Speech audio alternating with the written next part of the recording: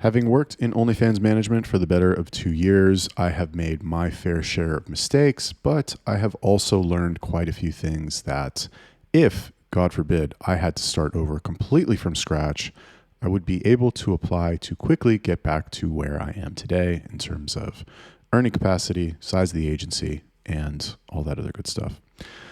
What's up, everybody? Yalla Poppy, simphunter.com. Please subscribe if you have not subscribed already. In this video, I'm going to talk about what I would do if I had to start my OnlyFans agency over completely from scratch.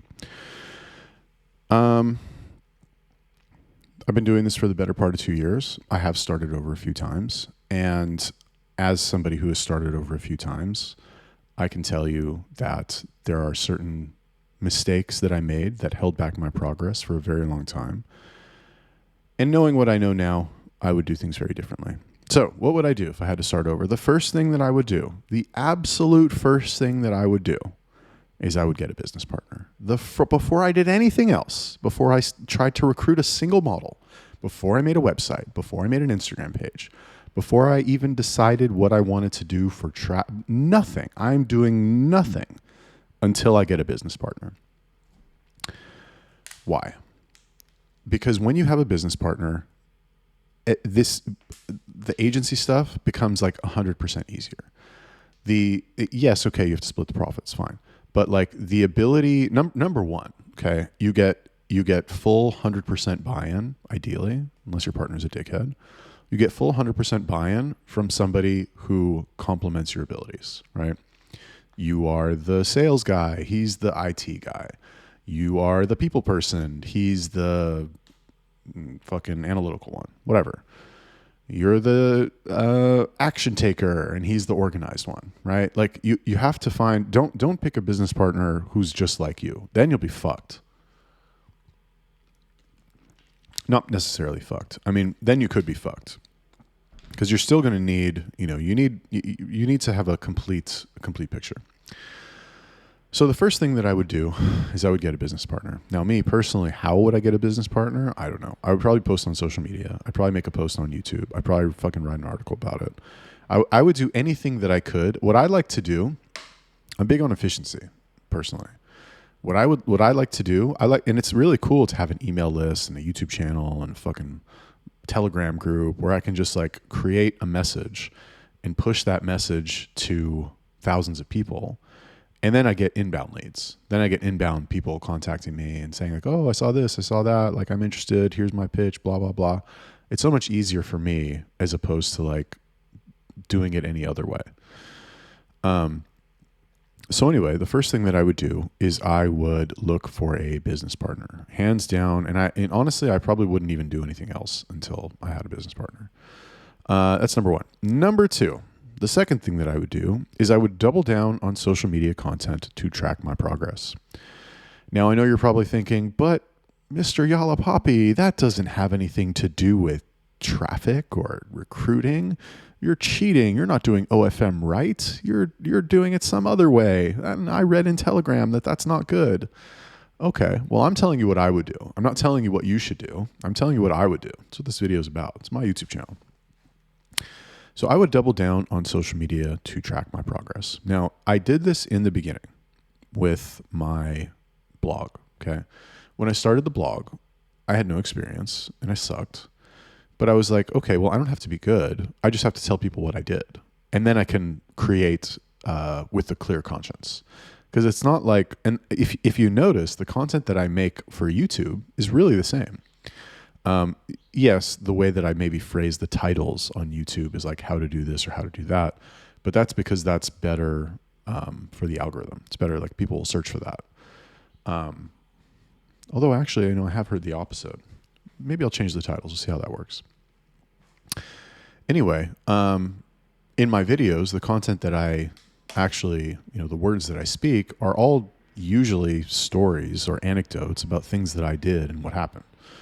And that's a conscious decision. That's me intentionally doing that because that allows me to like speak confidently because there's people who are better at all this stuff than I am, like way better. I can name fucking 50 people who are better at pick a thing in OFM. I can name 50 people who are better at it than me. So I'm not going to fucking stand on my soapbox and be like, I'm the best at this, you should listen to me. Maybe there's one or two things that I'm better at than everybody else, but if I am, I'm not going to fucking tell you what they are. I'm going to keep that to myself. So anyway, double down on social media content to track my progress. The benefit that I have received from producing social media content about OnlyFans management has been immense. Uncountable. Hundreds of thousands of dollars in my pocket as a result, directly or indirectly, from creating content. And not only that, but like the benefit of having an audience, the benefit of producing media is so great. It opens so many doors for you. It automatically makes people much more receptive to communicating with you. That it's really, there's nothing else that will give you that. I don't care how much money you make. I don't care if you make $1 million a month. If you're not fucking active on social media producing content, you don't have there. You're missing something. Like you're missing an advantage that somebody like me who gets 100 views per video has over you. And do you really want that? That's why I'm able to fucking make deals with these companies who don't have a social media presence. They make millions of dollars a month and they're like tripping over themselves to work with me because I just am up here fucking talking bullshit in 15-minute videos about what I'm doing in my, whatever, dusty apartment.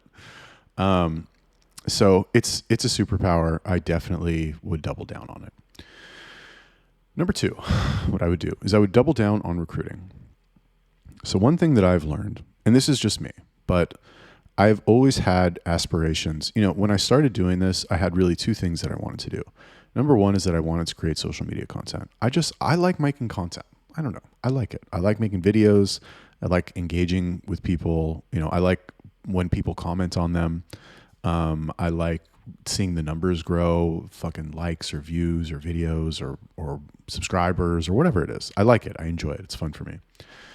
Why was I talking about this? Anyway, with recruiting, I don't know why I went off a fucking tangent there. It's still early.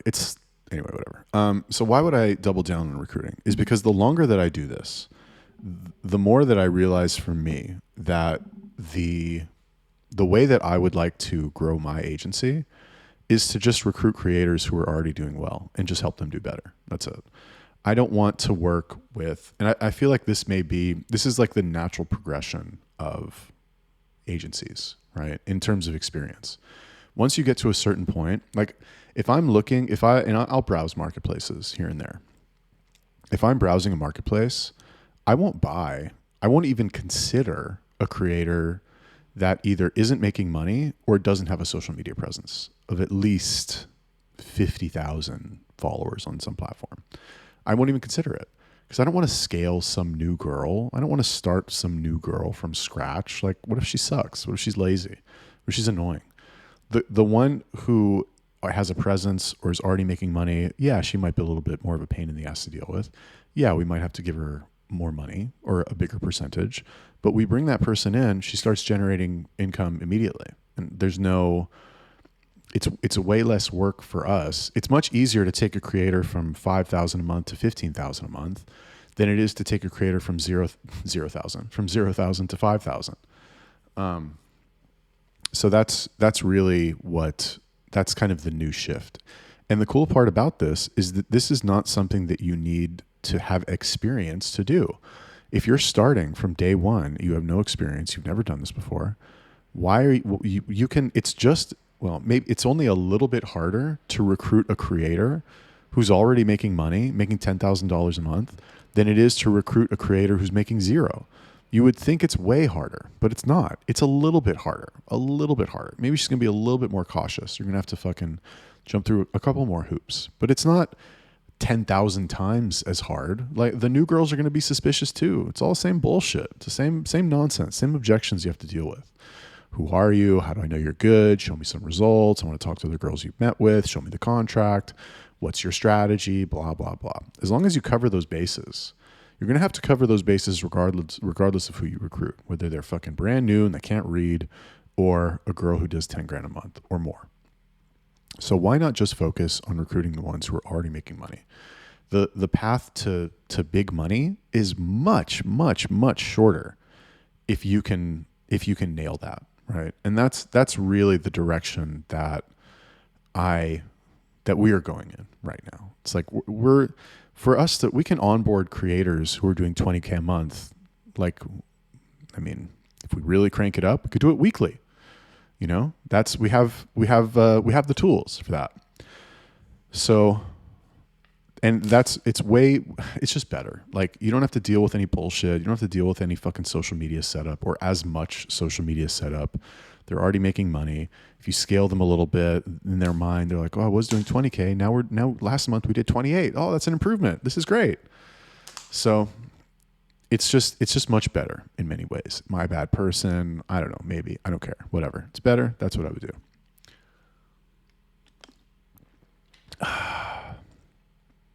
Number 3. If I had to start over, I would work for free if I had to. I would work for free. Now, what do I mean? Who would I work for free for? Not agencies. I would not work for free for agencies. Every once in a while, I'll get hit up or I'll see somebody post in a group and they're like, hey, I want to get experience. Can I work for you for free? In other industries, maybe that works, right? You hear that suggested commonly. But I'll tell you what doesn't work, and that is having an employee who works for free. That's not good. If somebody commits to doing a project for you for free, presenting a project or producing something for you for free, a logo or whatever, that's different. You don't want to hire a full-time employee for free. You don't want to form a long-lasting partnership with somebody who will do something for you for free. It's just not good. It's a waste. Because what's going to happen, especially in a business like this, is that the second that person gets enough to like do it on their own, they're going to quit. They're going to stop because they're going to think, oh, well, now I have it. Really what it comes down to, because I've engaged many people like this in the beginning. And what happened was, as soon as they got a model, which is not as hard as you think, when people start out, they're like, oh, it's so hard. Where can I find a model? Oh, I don't know. I'll just go work for somebody for free and just go practice on their model, right? As soon as they get a model, they're fucking out the door. They don't need you anymore because they're like, well, I have a model. Now I can just do it for her instead. And instead of working for this guy for free, I can just fucking do this with the model and get experience and take more. So not for agencies. Who I would work for free for would be models. So, like I said, I would double down on recruiting. I would go after established creators who are already making money. And in order to sign them, what I would say to them is this. I would like to manage your OnlyFans account. I will chat on your account for free for 2 days, 3 days, a week, a month, whatever. Probably not a month, a week, let's say. I think is fine. Honestly, after a couple of days, they're going to know. 3 days, 4 days, whatever. I will chat on your account for a couple of days. If you like you keep all the money. You don't have to pay me anything. You keep every dollar. If you like it afterwards, then we can work together. And you pay me 50% of what I sell, for example. 50%, I don't know, whatever. Come up with some number. And that way, you get your foot in the door. And once you have your foot in the door, once you've engaged that person on, once you've gotten them to agree to do business with you, and I know you might be thinking, oh, but you're not getting paid and you shouldn't work for free and blah, blah, blah. Think about it like this. Let's say you have a creator and she's doing, I don't know, whatever, a couple $1,000s a month. And you manage to get her, and she's barely selling any content because she's bored. She doesn't like it, whatever. If you manage to sell $200, $300, $400, consistently over a couple days, she's going to fucking lose her mind. Who's going to say no to that? None of them are going to say no to that. They're going to think, oh my God, I didn't have to do anything. And I made $200 yesterday. $200 came into the account. Okay, I have to give him half. Fine, that's still $100. And I didn't have to do anything, is what she's thinking. So like, it's not a hard sell. Like, fine, we're misogynists over here, okay, but like, as dumb as many women are, they're still going to understand. If I work with this guy, I get more money, and if I don't, then I don't. It's not a hard decision for people to make. And by working for free for a short period of time, You're able to get your foot in the door, prove yourself, and sign the valuable creators. Number 4, I would try to make a deal with somebody who is established in some way.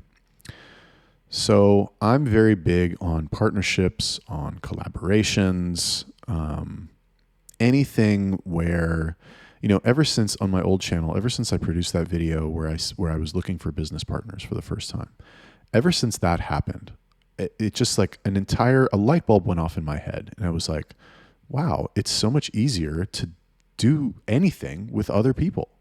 Like whatever you're doing, it becomes, you would think, okay, if I work with somebody, the workload will be cut in half. We'll get twice as much done, but I have to give half the money. That's not really what it is. Yes, you still give half the money, but you get way more. You get 10 times as much done. You get way more done because it's easier. You're more motivated. You work harder for that person because you're like, fuck, well, like my partner did this, so shit, now I got to like do something to equal what they did in value. And when you make a deal with somebody who's established, however you can do it, okay? I'm not saying it's going to be easy. I mean, what I would do is I would use my fucking social media reach and influence to make a deal with some company to be like, I'll promote your shit if you help me. Like you scratch my back, I'll scratch yours in some way. I have a program coming out soon with a major cam studio, like a huge one that you've heard of. Not cam streaming platform. Huge official partnership with me. And that like they're a billion times more connected than I am. I'm a fucking speck compared to them. They know fucking, famous influencers and podcasters and celebrities and fucking all kinds of shit. They can help me level up in like insane ways. And what can I do for them? I can maybe get some people to use their platform. I can help them get some, that's what they want. They want that. Fine. Okay. And that's what I can provide. So I'll give it to them. But like the comparable value exchange here is way in their favor. I'm going to get from them way more than what I can give them. I mean, I'm going to do my best to give them everything that they want, of course. But like in terms of, and the reason for that is the difference in where we are on our journey, right? They are a major streaming platform, fucking famous. Everybody's heard of them. Everybody knows who they are. And I am like a guy with 100 YouTube subscribers who is known by maybe 10,000 people on fucking Telegram, maybe, right? So like if I can go, if they can get me on some podcasts, right? Famous podcasts with like millions of listens or downloads or whatever it is, and they can get me on one of those a week for 2 months, I'm going to get massive exposure. Huge numbers of people are going to know who I am and hear about me and be like, oh, I saw you on that podcast. I thought it was really interesting. I wanted to fucking talk to you about this, talk to you about that. Boom, that leads to other stuff, more connections, more deals, more expansion for me, more growth. I have much further to grow than they do, right? They're already at the top. Like, yes, okay, they can go from, 50 million a month to like 50.1 million a month because of me, or 50.5 million because of me and who I bring in. But I can go from fucking worm status to like, big worm, which is good. So basically the point is that you want to do your best to network with people who can help you level up, right? However you have to do it, whatever you can offer them. And you may be thinking, well, I don't have anything to offer them. I'm not a famous, sexy YouTuber like you. Well, you might have to lay some groundwork, and you might have to do that. You might have to get some fucking content going. You might have to start a Telegram group. You might have to fucking figure out a way to be valuable to those people. Start some kind of program, something. And figure out a way to offer value to established people. Cool. Thank you for watching the video. What I would do if I had to start over. I know this isn't like, I would go on Reddit. Let me know what you think. Subscribe, like, and I will see you in the next one.